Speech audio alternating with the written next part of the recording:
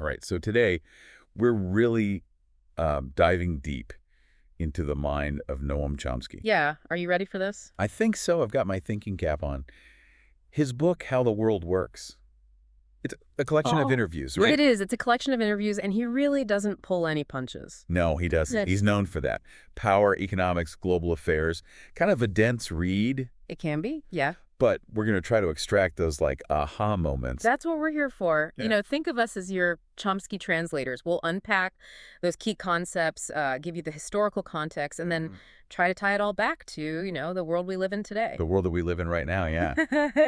Okay, let's start unpacking this. One of Chomsky's central themes is this idea of the illusion of democracy. Right. He argues that these powerful forces out there, especially corporate interests, they constantly undermine genuine democratic processes. Yeah. You know? He uses this really striking phrase Okay. to describe this, a vile maxim. And he's talking about how elites prioritize their self-interest Okay. at the expense of, well, really the majority of everybody else. Right, right. Now, what's really interesting is this goes all the way back to Adam Smith. I mean, Adam Smith is considered, you know, Yeah, like the father of capital. the father of capitalism, right? But even he had some critiques of how Yeah. merchants and manufacturers manipulated systems for their own gain.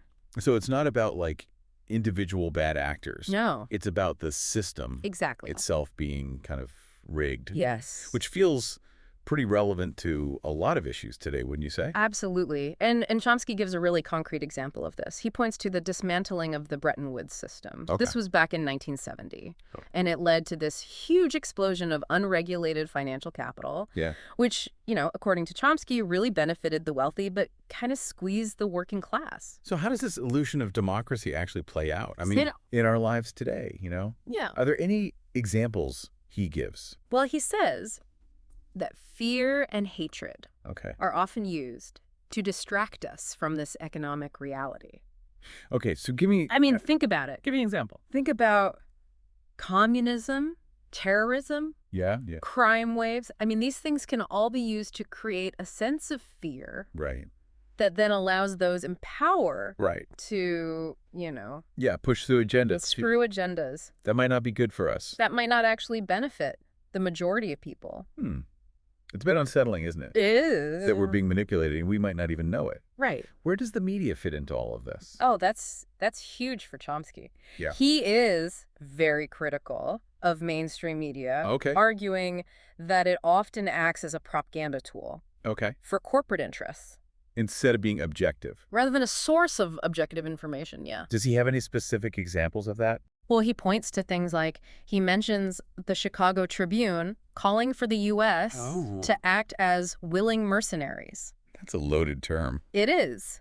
In a global protection racket. Whoa. Now, obviously, that's, you know, a pretty inflammatory statement. Yeah. But Chomsky uses it to illustrate how media can be complicit in pushing these narratives Okay. that really benefit the powerful, Okay. but potentially at the expense of everyone else. Okay, so we've got this illusion of democracy. It's Yeah. being propped up by fear. We've got a complicit media. Right. Where does all of that lead us? Well, that brings us to Chomsky's next big idea. Okay. The U.S.'s role as global enforcer. Oh, U.S. foreign policy. Yeah. Here we go. Period. This is where it gets controversial. Yeah, he doesn't pull any punches here. Okay. Chomsky argues that U.S. foreign policy has consistently aimed to, you know, maintain global dominance Yeah. and prevent other countries, especially in the developing world, Right. from achieving true independence. Right. He's got some strong opinions about this, clearly. Oh, he does. He even goes so far as to call the U.S. Wow. the world's rent-a-thug, Whoa. suggesting that its military power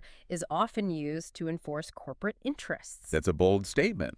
It is. Does he have any evidence to back that up? Well, he points to a long history of U.S. intervention Okay. in Latin America, Southeast Asia, Okay. often supporting brutal regimes Yeah. that, committed some pretty horrific human rights abuses. Like specifically what?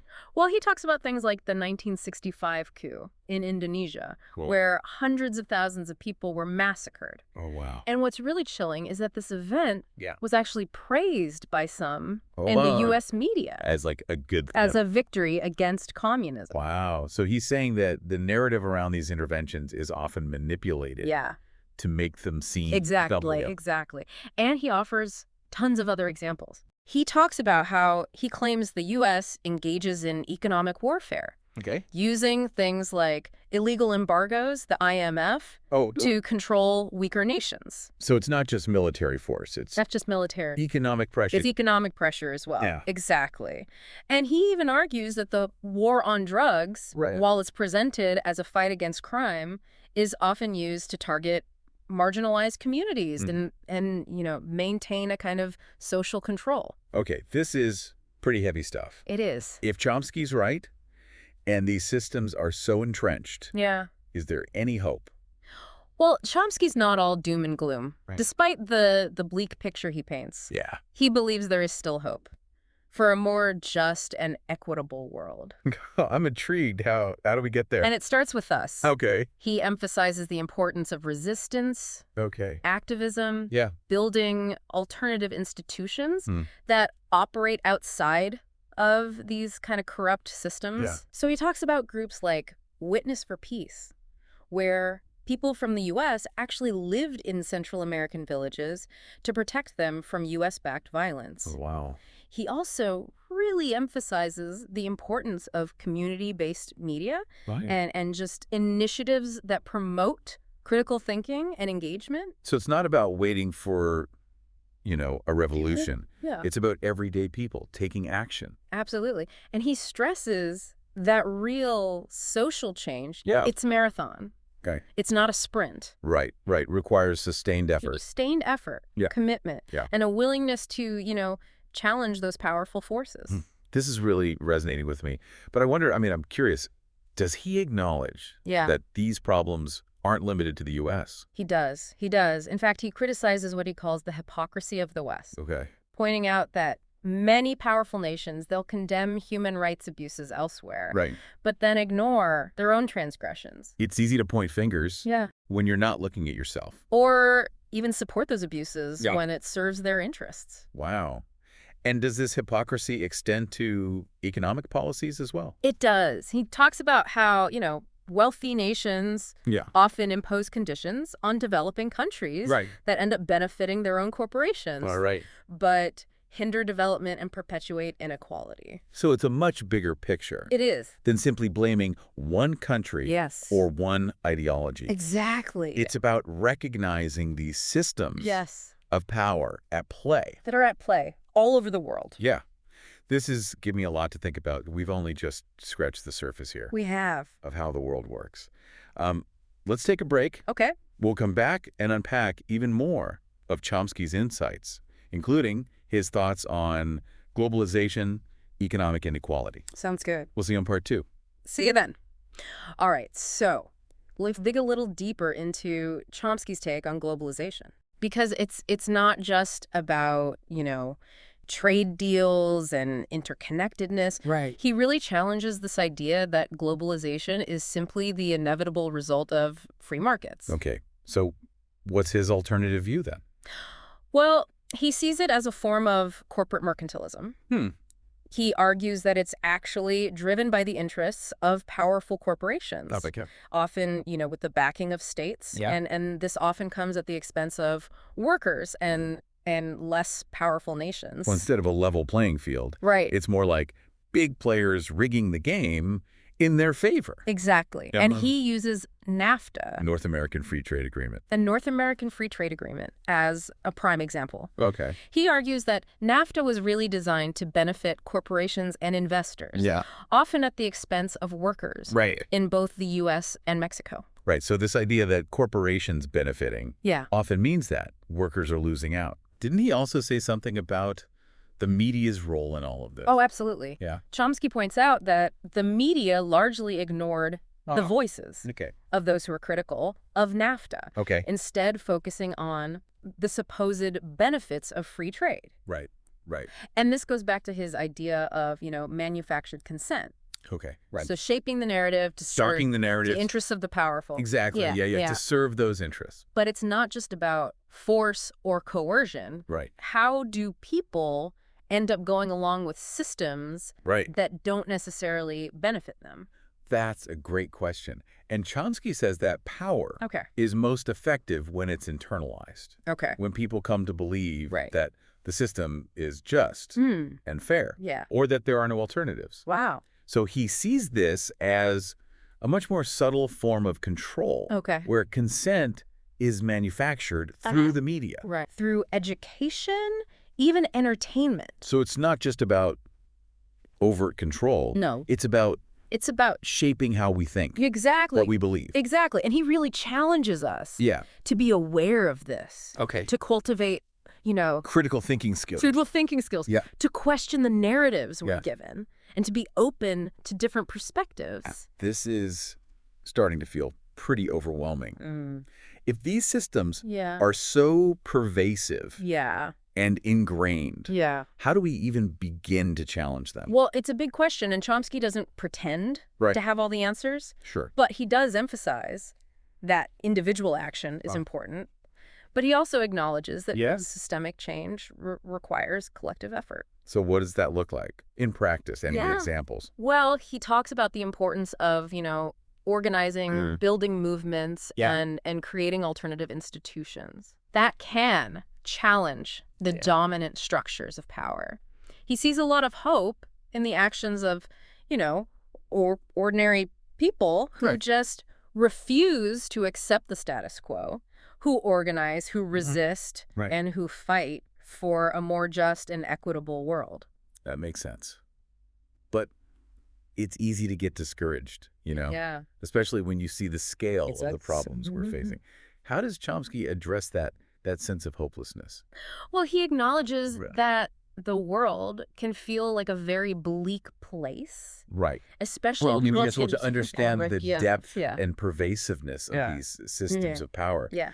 But he insists that despair is a luxury Okay. we can't afford. So it's about recognizing the problems, but not Yes. letting them paralyze us. Exactly. Okay. He argues that we have a responsibility to act, Right. to resist, Yeah. and to fight for a better world. Even if the odds seem stacked against us. Yeah, I mean, that's where his idea of hope Exactly. comes in, right? Yes. And, even though Chomsky is often seen Yeah. as a pessimist, Right. he actually expresses a lot of optimism Okay. about the potential for positive change. That's interesting. Where does he see this hope coming from? Well, he highlights, the many examples of resistance and Right. social progress throughout history, Yeah. pointing out that even the most deeply entrenched systems of power can be challenged Okay. and overturned. Right. He sees hope in the actions of ordinary people who Right. are working to create a more just and equitable world. So it's about recognizing that change is possible, Yes. that it's happened before, Yes. and that it can happen again. Exactly. And he sees that potential for change not just in, grand revolutions, Right. but also in the everyday acts of resistance Right. and solidarity Yeah. that people are engaged in all over the world. Now, we've focused a lot on, Chomsky's critiques of Yeah. these power structures Yeah. and globalization. Right. But he also delves into specific cases where he sees these dynamics playing out He does. in the real world. Yeah, Right. that's right. In the next part, we'll explore his analysis of, specific events Okay. like the U.S. intervention in Somalia Okay. and the Israeli-Palestinian conflict, Okay. where, his insights can be particularly thought-provoking, Okay. even if they're, controversial. Okay, so we're back and ready to kind of get into some of those specific events where Chomsky's ideas really come to life. Yeah, You mentioned the U.S. intervention in Somalia, which a lot of people see as this humanitarian mission. right. But Chomsky kind of paints a different picture, right? He does. He argues that the intervention was more about PR projecting U.S. power Okay. than actually, genuinely helping the Somali people. Right. And he suggests that The timing of the intervention was very deliberate, Go ahead. coming after the worst of the crisis had already passed. So the U.S. kind of swoops in when it's relatively safe, Right. and there's good media coverage to be had. That's Chomsky's take, yeah. And he also critiques the focus on, military solutions Yep. rather than addressing the really complex political and social issues Right. at the heart of the conflict. Right. And he points to the Battle of Mogadishu. Yeah. Yeah. Which was depicted in that movie Black Hawk Down. Yeah, Black Hawk Down, exactly. A pretty intense film. Oh, yeah, it's a powerful film. But I guess it's just one piece It is. of a much bigger story, right? Right. Chomsky argues that, the film, while it's technically accurate in its depiction of the battle, it completely misses the larger context of the U.S. intervention and its ultimate failure to achieve, lasting peace. Yeah. It makes you wonder how often we get this very limited perspective on these events, Right. Shaped by these media narratives Right. that don't tell the whole story. That's a key point that Chomsky makes throughout the book. Yeah. He sees this recurring gap between the rhetoric of U.S. foreign policy Okay. and its actual impact on the ground. Right. The disconnect between Those stated goals the stated goals and a reality. and the messy reality. Messy reality, yeah. Okay. And Somalia is just one example. Chomsky also applies this critical lens of his Yeah, to the Israeli-Palestinian conflict he does. and offers a perspective that's, highly critical of Israeli policies and the U.S. role in supporting them. Yes, this is an area where his views are Very controversial. extremely controversial. Yeah. He challenges this whole narrative of Israel as this vulnerable democracy surrounded by enemies. Right. Doesn't he? He does, yeah. So what does he say instead? Well, he argues that Israel is actually a regional superpower Okay. that has consistently used its military power to expand its territory Okay. and suppress Palestinian rights. He's pretty critical of Israel's occupation of the West Bank and Gaza, right? He is. He calls it a form of apartheid Wow. that denies Palestinians basic human rights. He doesn't hold back. And he's also critical of the U.S. Yes. for providing Israel with billions of dollars Right. in military aid, right? Yes. He argues that this aid enables Israel to maintain the occupation Okay. and to continue these policies of expansion and repression. Okay. Now, Chomsky does acknowledge that Israel has legitimate security concerns, Right. but he argues that its actions have often been disproportionate Uh-huh. and counterproductive, fueling, Palestinian resentment and Yeah. making peace even more elusive. I mean, this is some really strong stuff. As you said, incredibly controversial. Yeah. He's been accused of, being anti-Israel Right. or even anti-Semitic Right. for holding these positions. So how does he respond to that? Well, Chomsky vehemently denies those charges. Okay. He says he's criticizing the policies Yeah. of a specific government, Right. not attacking the Jewish people as a whole. And he points out Yeah. that many Israelis share his criticisms Okay. of the occupation and that there's a long tradition of Jewish descent Yeah. within Israel itself. Right. It's important to make that distinction, It is. right?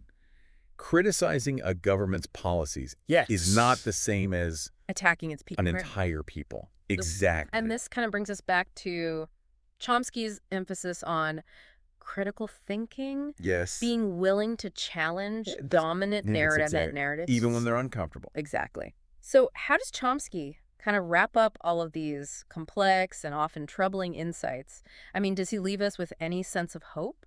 Well, while the book can feel pretty bleak at times, Yeah. Chomsky does offer glimmers of hope. Okay.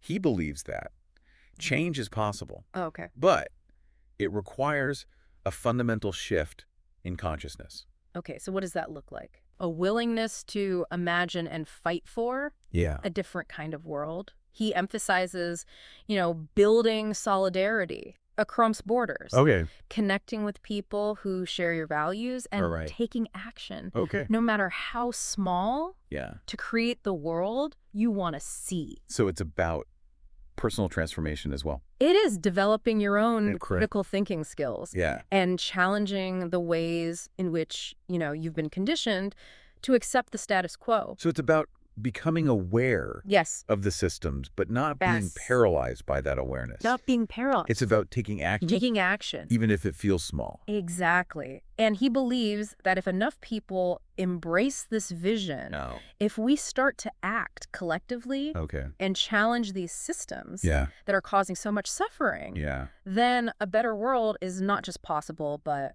within our reach. Wow. This has been quite a journey, You have. this deep dive Yeah. into how the world works. It has. Chomsky's insights are definitely challenging, I think. You have to admit that They are. forcing us to confront some uncomfortable truths Yeah. about power, injustice, and really how the world operates. It does. But I also feel strangely empowered by his message. It's about recognizing our own agency, isn't it? Yeah. Even in the face of these seemingly overwhelming Yeah.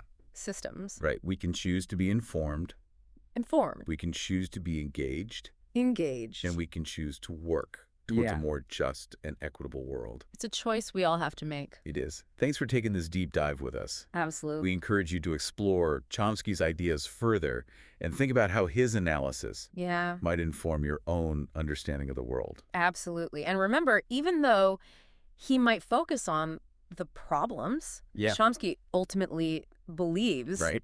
in our capacity for positive change. It's up to each of us Okay. to take that challenge and Yeah. run with it.